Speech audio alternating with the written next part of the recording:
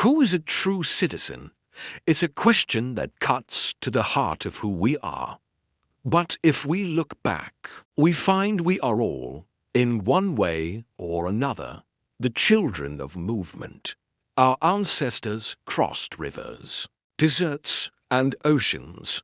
They were fleeing famine, chasing opportunity, escaping war, or simply following the pull of curiosity. The idea of a people rooted immovably in one place since the dawn of time is more myth than history. And yet, the question of who belongs where remains one of the most contested issues of our time. So, we have to ask, if we're all descendants of migrants, what gives anyone the right to claim exclusive ownership of a place? The word native is often used to draw lines between us and them. But history tells a different, more complex story.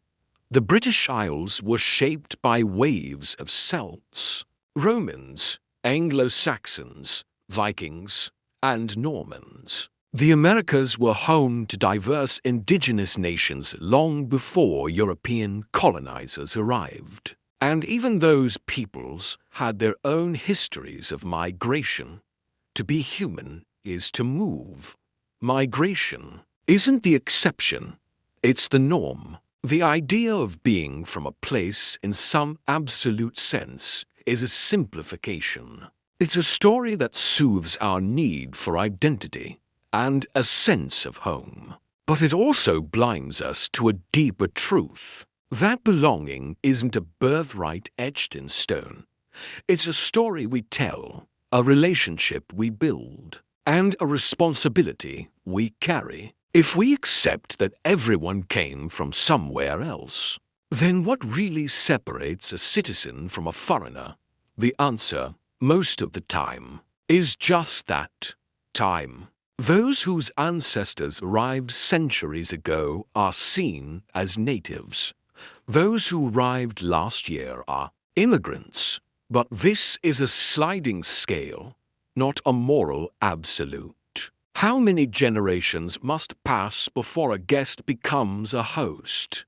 2, 10, 100. This logic is flawed. It ignores the violence and dispossession that often came with early settlement. It overlooks the contributions of newcomers, and it assumes that time alone can sanctify ownership, as if injustice simply fades with age. Even legal citizenship, the kind you find in a passport, doesn't always guarantee a sense of belonging. Your document might say you're American or British, but a name, an accent, or the color of your skin can still provoke the question, where are you really from? This isn't a question about geography. It's a challenge to your legitimacy. It implies that some people are just permanent guests in a house they helped build.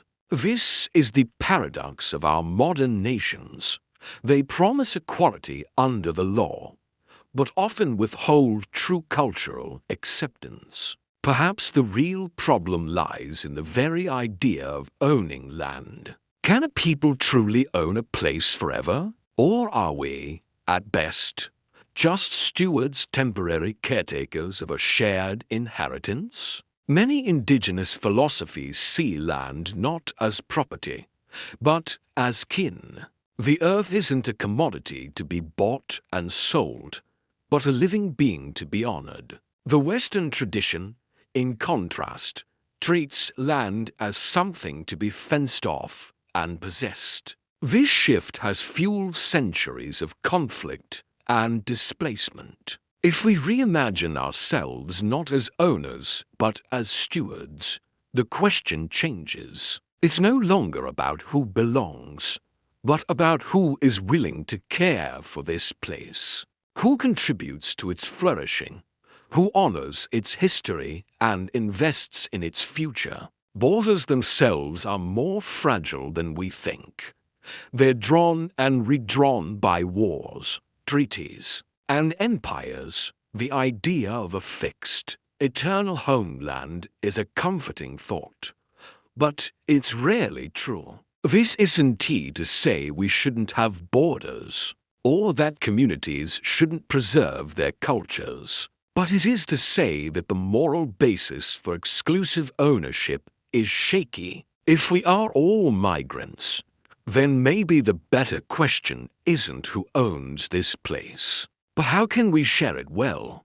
What if citizenship wasn't just a legal status, but a practice of care? What if it were measured not by ancestry, but by one's commitment to the common good? In this vision, the newcomer who volunteers at the local school, who learns the language, who plants trees, and pays taxes, this person belongs, not because of how long they've been here, but because of how deeply they've chosen to invest. Ultimately, the right to belong isn't something we inherit, it's something we earn, and something we extend to others. It requires courage to claim a place as home, knowing others may question your right, but it also requires courage to welcome the stranger, to see in them not a threat, but a mirror reminder of our own ancestral journeys. We are all walking stories. Some of us have been walking longer than others, but none of us just sprang from the soil. We are all guests on this earth. The question is not who owns the land, but how we live on it. With fear, or with generosity, with entitlement, or with humility. The uncomfortable truth is this: the borders we draw around belonging are often less about justice and more about fear. But if we can remember our shared migrations, if we can see the foreigner in ourselves, we might just begin to build a world where home is not a fortress, but a welcome. Thanks for watching.